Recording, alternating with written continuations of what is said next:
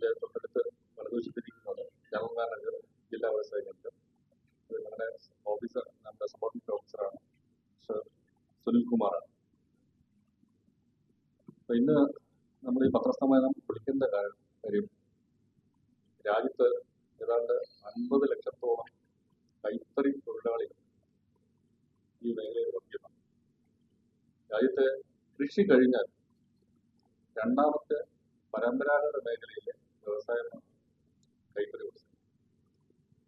അതുപോലെ തന്നെ അന്താരാഷ്ട്ര തലത്തിൽ ഏറ്റവും അധികം കൈത്തറി ഉൽപ്പന്നങ്ങൾ കയറ്റുമതി ചെയ്യുന്ന രാജ്യം ഇന്ത്യയാണ്. നമ്മുടെ രാജ്യത്തുള്ള കൈത്തറി തൊഴിലാളികൾക്ക് അവരുടെ ഉൽപ്പന്നങ്ങൾ മിതമായ അല്ലെങ്കിൽ അവരുടെ വില നിശ്ചയിച്ച വില കിട്ടുന്നതിനും അവരുടെ ഉൽപ്പന്നങ്ങൾ, അവരുടെ ക്രാഫ്റ്റ് വർക്ക്, അവരുടെ സൃഷ്ടികൾ നല്ല രീതിയിൽ പ്രചരിപ്പിക്കുന്നതിനും കേന്ദ്ര ഗവൺമെന്റ് സംസ്ഥാന ഗവൺമെന്റ് ആവിഷ്കരിച്ച് നടപ്പാക്കുന്ന ഒരു പദ്ധതിയാണ് സംസ്ഥാന കൈത്തറി പ്രദർശന വിപണന മേള. ഇന്ന് കേരളത്തിലെ 2 സ്ഥലങ്ങളിൽ നടക്കുന്നുണ്ട്. തിരുവനന്തപുരത്ത് ആദ്യമായിട്ടാണ് സംസ്ഥാന കൈത്തറി മേള നടക്കുന്നത്. അതിൽ 60ഓളം സ്റ്റോളുകളാണ് ഈ പ്രദർശനത്തിന് വേണ്ടി ഒരുക്കിയിട്ടുള്ളത്. സംസ്ഥാനത്ത് 40ഓളം കൈത്തറി സംഘങ്ങളും ഹാൻഡെക്സും ഹാൻഡീവും ഉൾപ്പെടുന്നവർ ഈ വിപണനങ്ങളിൽ പങ്കെടുക്കുന്നുണ്ട്.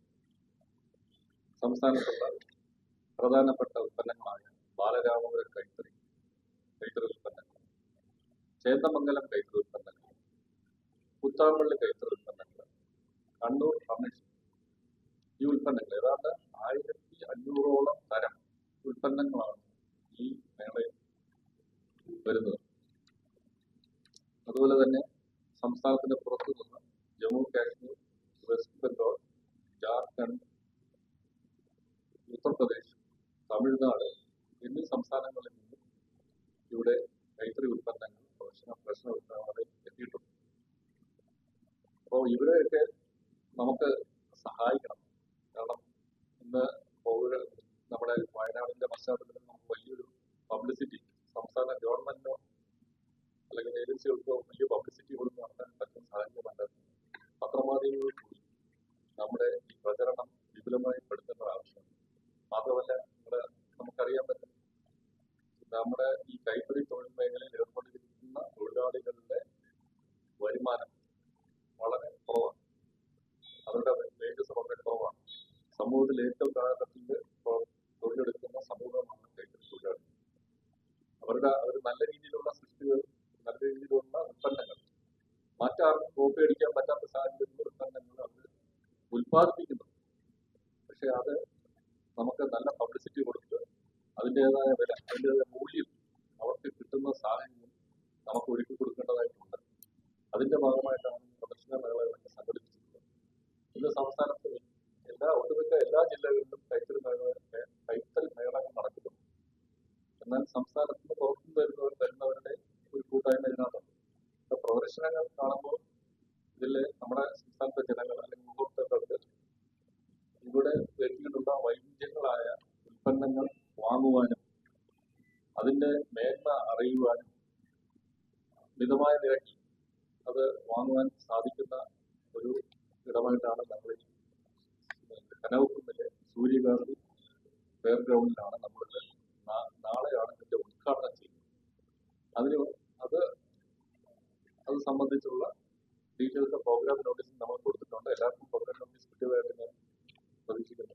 അപ്പോൾ ബഹുമാനപ്പെട്ട വ്യവസായ കയർ നിയമവകുപ്പ് മന്ത്രിയാണ് അതിന്റെ ഉദ്ഘാടനം നാളെ വൈകിട്ട് 5 മണിക്ക്. ബഹുമാനപ്പെട്ട സിവിൽ സപ്ലൈസ് മന്ത്രി ശ്രീ ജി ആർ അനിലാണ് അദ്ദേഹം ഇതിന്റെ ആദ്യ ഉദ്ഘാടന വിൽപ്പന നടത്തുന്നത്. മുഖ്യ അതിഥിയായിട്ട് ബഹുമാനപ്പെട്ട പൊതുവിദ്യാഭ്യാസ തൊഴിൽ വകുപ്പ് മന്ത്രി ശ്രീ വി ശിവൻകുട്ടി അവர்களാണ്. അദ്ദേഹവും ഈ ചടങ്ങിലുണ്ട്.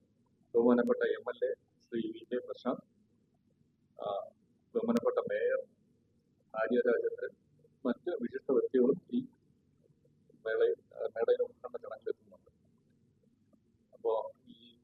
പ്രധാന ഉദ്ദേശം നമ്മൾ ഇത് വിളിച്ചതിന്റെ ഉദ്ദേശം ഈ വിപണന മേഖല നല്ല ഹൈപ്പോടുകൂടി പത്രമാധ്യമങ്ങൾ ഇത് റിപ്പോർട്ട് ചെയ്യണം. ഇത് തുടങ്ങുന്നത് ഇന്ന് തുടങ്ങുന്നു. നാളെ ഉദ്ഘാടനം 29 ഓഗസ്റ്റ് മുതൽ സെപ്റ്റംബർ 14 വരെയാണ് ഇതിന്റെ ഇത് നടത്തുന്നത്. അപ്പൊ ഈ ഓരോ ദിവസവും അവിടെ നടക്കുന്ന പേഴ്സണൽ നിലയിൽ നടക്കുന്ന റിപ്പോർട്ടിംഗ് എല്ലാ സുഹൃത്തുക്കളും ചേർന്ന് ഇതിന് പത്രത്തില് നല്ല വിവരണം കൊടുക്കണം. അവിടെ ഇപ്പോൾ സംസ്ഥാനത്ത് ഇപ്പൊ നമ്മള് 20% റിബേറ്റ് കൊടുക്കുന്നുണ്ട്. കേരളത്തിൽ ഉത്പാദിപ്പിക്കുന്ന ഉൽപ്പന്നങ്ങൾക്ക് 20% സർക്കാർ റിബേറ്റ് നൽകുന്നു. പിന്നെ മറ്റ് ഡിസ്കൗണ്ടുകളും ഓരോരോ സംഘങ്ങളും അവരുടേതായ രീതിയിൽ കൊടുക്കുന്നുണ്ട്. അപ്പൊ ജനങ്ങളുടെ ഇടയിൽ ഒരു നല്ല പ്രചരണം വരണം. ഇപ്പോ മറ്റു ഓണാഘോഷം വലുതായിട്ടില്ലാത്ത തന്നെ പ്രചരണം ഉണ്ടെങ്കിൽ മാത്രമേ ഇതിനകത്ത് കൂടുതൽ ജനങ്ങളെത്തുള്ളൂ. അപ്പൊ എല്ലാ സുഹൃത്തുക്കളുടെയും എല്ലാ പത്രമാധ്യമ സുഹൃത്തുക്കളുടെയും സഹായ സഹകരണം ഞാൻ അഭ്യർത്ഥിക്കുകയാണ്. ഇനി ഒന്നുകൊണ്ട് ബാക്കി എന്തെങ്കിലും പറയാൻ ചോദിക്കാനുണ്ടെങ്കിൽ ചോദിക്കാം. ഒരു GM ജനറൽ മാനേജർ GIC സംസാരിക്കാൻ പ്രിയപ്പെട്ടവരെ. ബഹുമാനപ്പെട്ട കൈത്തറി and textiles director Kumar sir പറഞ്ഞതുപോലെ കേന്ദ്ര സംസ്ഥാന സർക്കാരുകളുടെ സഹായത്തോടുകൂടി ഈ സംസ്ഥാനത്തിന്റെ വളരെ അടിസ്ഥാനമായ കൈത്തറി തൊഴിലാളികൾ ഉത്പാദിപ്പിക്കുന്ന കേരളത്തിന്റെ സുവനീർ പ്രോഡക്റ്റുകൾ മറ്റ് സംസ്ഥാനങ്ങളിലുള്ള പ്രോഡക്റ്റുമായി കമ്പയർ ചെയ്തുകൊണ്ട് ലോക വിപണിയിൽ എത്തിക്കാനുള്ളൊരു മാർഗമാണ് ഞങ്ങൾ ആദ്യമായി ഈ സംസ്ഥാന കൈത്തറി മേള സംഘടിപ്പിക്കുന്നതിന്റെ പിന്നിലുള്ളത്. അത് ഇംപ്ലിമെന്റ് ചെയ്തത് തിരുവനന്തപുരം ജില്ലാ വ്യവസായ കേന്ദ്രമാണ്, ഡയറക്ടറേറ്റിന്റെ ആഭിമുഖ്യത്തിൽ. അപ്പോ കേരളത്തിലെ കൈത്തറി തൊഴിലാളികളുടെ ഉൽപ്പന്നങ്ങൾ വളരെ സുവനീറുകളായി ലോകത്തെമ്പാടും എത്തിക്കാൻ പറ്റുന്ന പ്രോഡക്റ്റുകളാണ്. ഇതിന്റെ ഒരു പ്രചരണാർത്ഥം നമ്മൾ നടത്തുന്ന ഈ മേളയിൽ നിങ്ങൾ അതിന്റെ ആരംഭം മുതൽ തന്നെ പരമാവധി സർക്കാരിന് ഇപ്പോൾ ഓണാഘോഷമില്ല. അപ്പോൾ മാധ്യമ സുഹൃത്തുക്കളാണ് ഇതിനെ നിങ്ങളെ സഹായിക്കേണ്ടത്. അപ്പൊ ഇതിന്റെ ഉദ്ഘാടനം മുതൽ അങ്ങോട്ട് 20 ദിവസം നടക്കുകയാണ്. ഇടയ്ക്കുള്ള ദിവസങ്ങളിലും ഒക്കെ ഈ മേളയുടെ സ്റ്റാളുകൾ സന്ദർശിച്ച് തുടർന്നുള്ള വാർത്തകളും കൂടി കൊടുക്കാൻ എല്ലാ മാധ്യമ സുഹൃത്തുക്കളും സഹായിക്കണം എന്നാണ് ഈ അവസരത്തിൽ എനിക്ക് അഭ്യർത്ഥിക്കാനുള്ളത്. മറ്റ് സംസ്ഥാന സർക്കാരിന്റെ കീഴിൽ പ്രവർത്തിക്കുന്ന സംഘങ്ങൾ അവർക്ക് 20% റിബേറ്റ് കൊടുക്കും.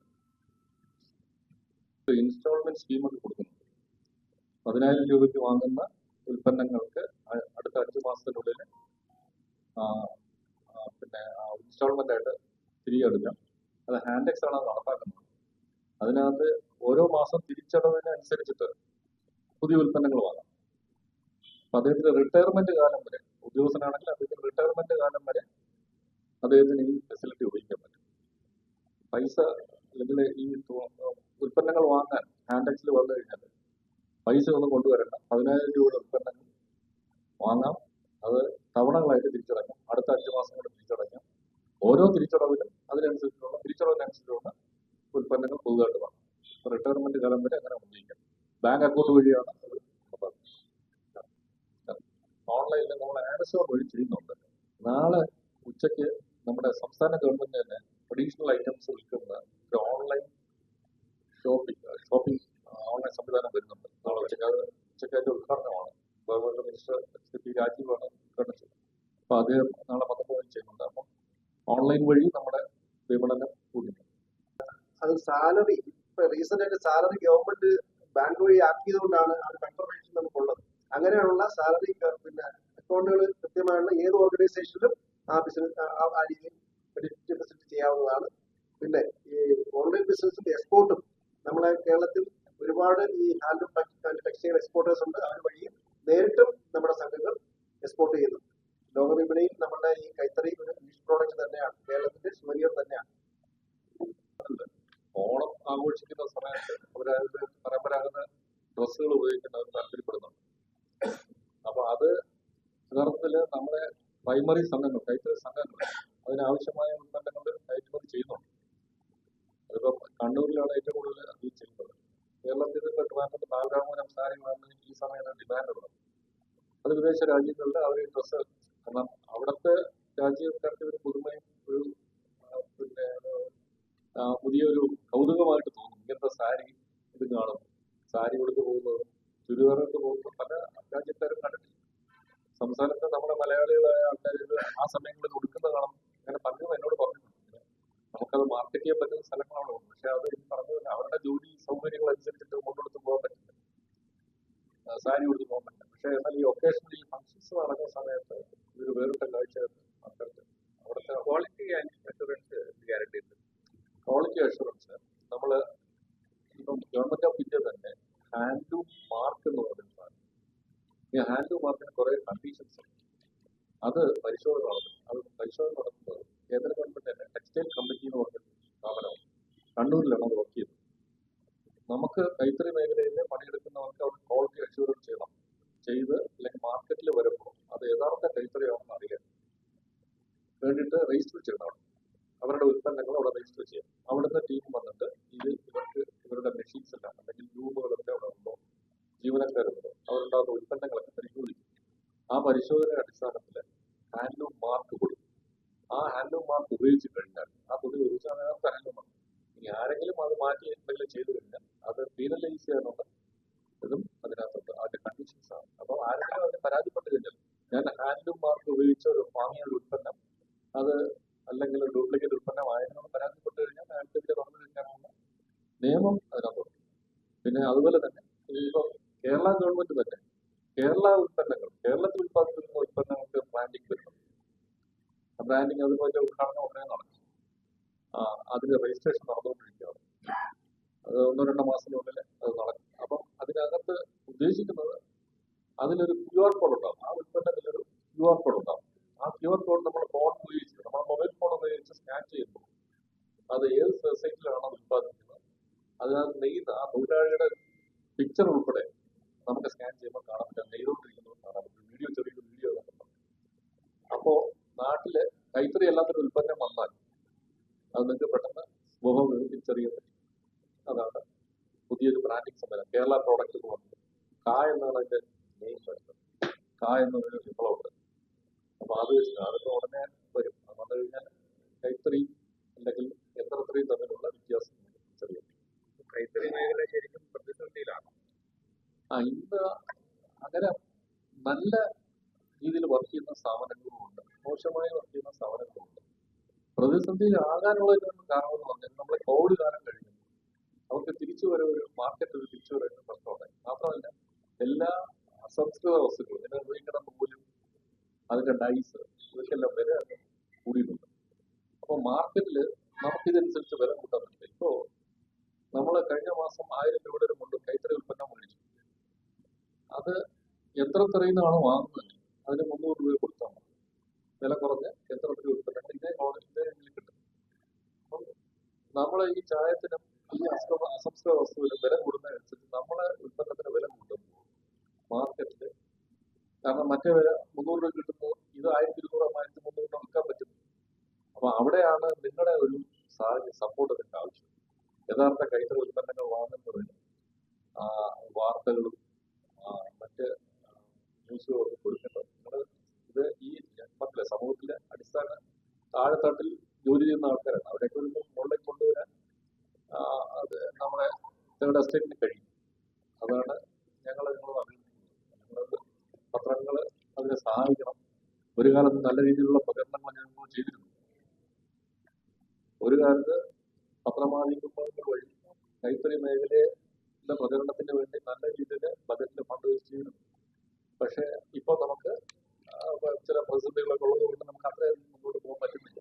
അപ്പൊ അത് ആ സാഹചര്യമുണ്ട്. അപ്പൊ അത് മനസ്സിലാക്കിയിട്ട് നമുക്ക് ന്യൂസ് കൊടുക്കുക. താഴെത്തട്ടിലുള്ള നമ്മളെല്ലാവരുടെയും കഴിവുണ്ട്. സർക്കാർ ഉദ്യോഗസ്ഥനായാലും നിങ്ങൾ മാധ്യമപ്രവർത്തകരായിരുന്നാലും നമ്മുടെ സമൂഹത്തിലെ താഴെത്തട്ടിലുള്ള ആൾക്കാരെ മുകളിൽ കൊണ്ടുവരിക എന്നുള്ളതാണ്. അപ്പൊ അതിനുവേണ്ടി നിങ്ങൾ സഹായിക്കണം. അതാണ് അഭ്യർത്ഥന. കൈത്തറി ഖാദി വസ്ത്രം അടിസ്ഥാനപരമായിട്ട് അത് പഞ്ഞിന്നാണ് ഇതിന്റെ നൂലുണ്ടാക്കുന്നത്. കോട്ടൺ. അവര് ആ പഞ്ഞി നൂലാക്കുന്നത് കൈകൊണ്ട് തന്നെ ചക്ക ഉപയോഗിച്ചിട്ടുണ്ട്. ഹാൻഡ്ലൂമില് ഈ പഞ്ഞി സ്പിന്നിങ് മില്ലുകളും മില്ലിന്നാണ് നൂല് വന്നത് കൈത്തറി. അപ്പം ഖാദി കംപ്ലീറ്റും കൈകൊണ്ട് ചെയ്യുന്നതാണ്. കൈത്തറിയിൽ ഇതിന്റെ നൂല് വാങ്ങുന്നത് സ്പിന്നിങ് മില്ലുകളിൽ. ഹാൻഡ്ലൂം എന്ന പേര് പറയുമ്പോൾ ഇത് പേര് നൂലിനെ നമ്മൾ ഫാബ്രിക് ആക്കണം, തുണിയാക്കണം.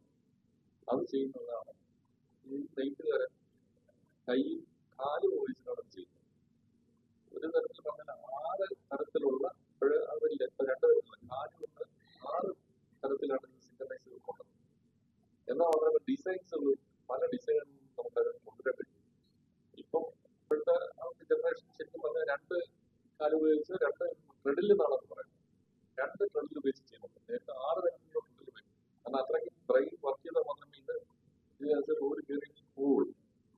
അപ്പോൾ ഇപ്പോഴങ്ങനെ ആരും അത്രയും ചെയ്തില്ല. പക്ഷെ 2 ഉപയോഗിക്കുന്നതൊക്കെ ഉണ്ട്. അപ്പൊ ഈ ഇപ്പം തന്നെ അറിയാം, കൈത്തറി യഥാർത്ഥത്തിലുള്ള കൈത്തറി മുണ്ട് തന്നെ മുണ്ടോ സാരിയോ വാങ്ങി ഉപയോഗിക്കുമ്പോൾ അതിനെ പറ്റി നമുക്ക് അറിയാൻ പറ്റും. നിങ്ങൾ സാധാരണ കടയിൽ പോയി കൊണ്ട് വാങ്ങുമ്പോൾ അത് ഉടുക്കുന്നതിന്റെ ഫീലും കംഫർട്ടും നമ്മൾ കൈത്തറി ഉൽപ്പന്നം വാങ്ങി ഉടുക്കുന്നതിന്റെ ഫീലും നമുക്ക് അറിയാം. അത് നമ്മൾ ശ്രമിക്കുന്നത് നമ്മൾ ആദ്യം കാണുന്നത് പൗർണമിലെ എന്താ പറയുക നമ്മുടെ മുന്നിലുണ്ട്. കൈത്തറി ഉൽപ്പന്നം വാങ്ങിച്ചപ്പോൾ യഥാർത്ഥത്തിൽ ഒരു മുണ്ട് കൊടുത്തു കഴിഞ്ഞാൽ നമ്മുടെ വയറിലോ അല്ലെങ്കിൽ നമ്മുടെ സ്റ്റോക്ക് ആ സ്ഥലത്തുള്ള പാടുകളൊന്നും ഉണ്ടാവില്ല. ഒരു പ്രാവശ്യം കൊടുത്ത് രാവിലെ കൊടുത്തു കഴിഞ്ഞാൽ അഴുക്ക് കൊടുത്തിട്ട് വരും. നിങ്ങളെ സാധാരണ ഞാൻ കണ്ടിട്ടുള്ളതാണ് ബെൽറ്റ് കെട്ടും. ഈ ബെൽറ്റ് കെട്ടുന്നത് എത്ര സമയം നിങ്ങളുടെ സാധനമായിരിക്കും. കാരണം അത് അഴിഞ്ഞു പോകും. ഇതങ്ങനെ അഴിഞ്ഞു പോകില്ല. ഇത് പിന്നെ ഈ നൂല് തന്നെ നമ്മൾ സ്പിന്നിങ്ങിലൊക്കെ നേരിട്ടല്ല ഇത് വീവിങ്ങിന് പോകുന്നത്. വീവിങ്ങിന് പോകുന്ന അങ്ങനെ നേരിട്ടല്ല. ഇതിന് മുന്നേ ഒരു പ്രോസസ് ഉണ്ട്, ഒരു ട്രീറ്റ്മെന്റ് ഉണ്ട്. ഈ നൂലിനെ പശ പിടിപ്പിക്കേണ്ടതുണ്ട്. അത് ഉണങ്ങിയെടുക്കാനുള്ള ടൈമുണ്ട്. അത് രാവിലെ 5 മണിക്ക് ശേഷം ഉള്ള ആ വെയില് ഒരു 8 മണി വരെ കിട്ടുന്ന വെയിലാണെങ്കിൽ അനുഭവിക്കുന്നത്. കൂടുതൽ മഴ സീസണൊന്നും പറ്റില്ല. അതാണ് ഈ മാനവമാനത്ത് ഉണ്ടാക്കുന്ന ഉൽപ്പന്നങ്ങൾ ലോകത്തിലൊന്നും ഉണ്ടാക്കാൻ പറ്റില്ല. നമ്മുടെ സംസ്ഥാനത്ത് ഒരു സ്ഥലത്ത് ഉണ്ടാക്കാൻ പറ്റില്ല. കാരണം അവർ ഉപയോഗിക്കുന്ന മുണ്ട് വളരെ നേർത്ത മുണ്ടാണ്. നേർത്തുള്ള കനം കുറഞ്ഞ മുണ്ടാണ്. ഫൈൻ നൂലാണ് ഇതിന് ഉപയോഗിക്കുന്നത്. അത് മറ്റാരെങ്കിലും ഉപയോഗിക്കുന്നത് പൊട്ടിക്കും. ഇവർക്ക് മാത്രമേ ആ ട്രീറ്റ്മെന്റ് ചെയ്യാൻ പറ്റുള്ളൂ. മറ്റാൾക്കാർ അത് ഉപയോഗിച്ച് നെയ്യാൻ നോക്കി കഴിഞ്ഞാൽ കിട്ടത്തില്ല. അതാണ് ബാലരാമപുരം കൈത്തറിയുടെ സ്പെഷ്യാലിറ്റി. നിങ്ങൾ ഇവിടെ നിന്ന് വാങ്ങില്ല, ബാലരാമപുരം യഥാർത്ഥ കൈത്തറി വാങ്ങുകയാണെങ്കിൽ വളരെ ഫൈനായിട്ടുള്ള നമ്മൾ കൊടുത്തു കഴിഞ്ഞാൽ അതിനകത്ത് വെയിറ്റ് ഉണ്ടാവില്ല. നല്ല നല്ല നല്ല രീതിയിലുള്ള ഉൽപ്പന്നങ്ങൾ, സാരി, കൈത്തറി ഉണ്ട്. പിന്നെ ബെഡ്ഷീറ്റ് ഒക്കെ ചെയ്യുന്നുണ്ട്. ബെഡ്ഷീറ്റ് ടൗൺസ് ഒക്കെ ചെയ്യുന്നുണ്ട്. ഏറ്റവും ബെസ്റ്റ് സാധനമായിരുന്നു. ഏറ്റവും നല്ല കൈത്തറി പോയി മാത്രം. ഇപ്പൊ ഹാൻഡെക്സിലൊക്കെ യഥാർത്ഥത്തിൽ അങ്ങനെ ഉൽപ്പന്നങ്ങളാണ് ഉള്ളത്. അപ്പൊ പലരും ഫുഡ് വാങ്ങാൻ പോകുന്ന മറ്റു രോഗങ്ങളിലൊക്കെ പോയി വാങ്ങും. അവിടെ കബളിപ്പിക്കപ്പെടുകയാണ് ശരിക്കും. യഥാർത്ഥത്തിൽ കൈത്തറി കഴിക്കത്തില്ല. അപ്പൊ അങ്ങനെ അത് വില ചിലപ്പോൾ ഈ വിലയും വാങ്ങും. കൈത്തറിയുടെ വില തന്നെ അവർ വാങ്ങുകയും ചെയ്യും.